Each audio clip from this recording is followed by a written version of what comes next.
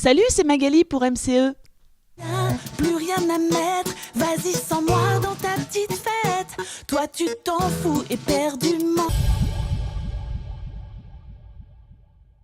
Je me suis un petit peu réveillée, un peu bousculée, parce qu'à force de faire des petits concerts à droite à gauche et de s'identifier et de s'assumer en tant qu'artiste-interprète, je me suis dit, mais en fait, punaise, il faut que je fasse un album, c'est pas plus compliqué que ça, quoi, voilà.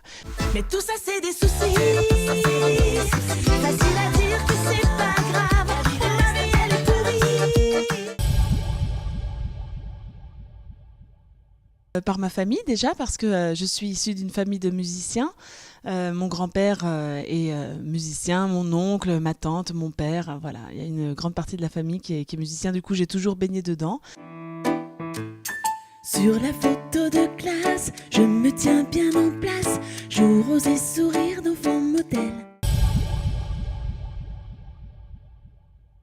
Laurie a été la première artiste que j'ai accompagnée en tournée et sur ses albums. Et donc, du coup, ma rencontre avec son producteur il y a quelques années, Johnny Williams, a été un élément déclencheur important pour la suite de ma carrière de musicienne, accompagnatrice. Et j'ai fait des chansons pour elle. Ok, d'accord, j'ai tout pour être heureuse. J'ai un mec, un appart et une famille nombreuse.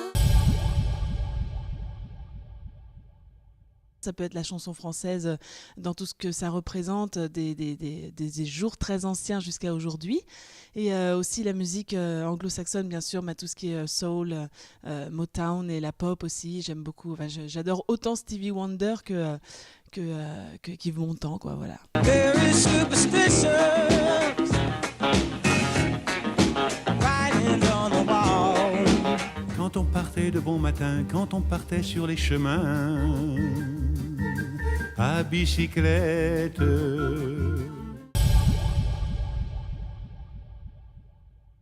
Philippe Catherine, parce que je l'apprécie beaucoup, je le trouve tellement barré.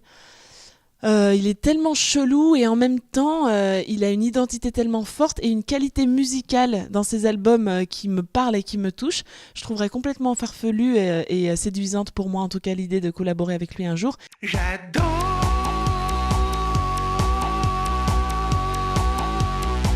regarder danser les gens.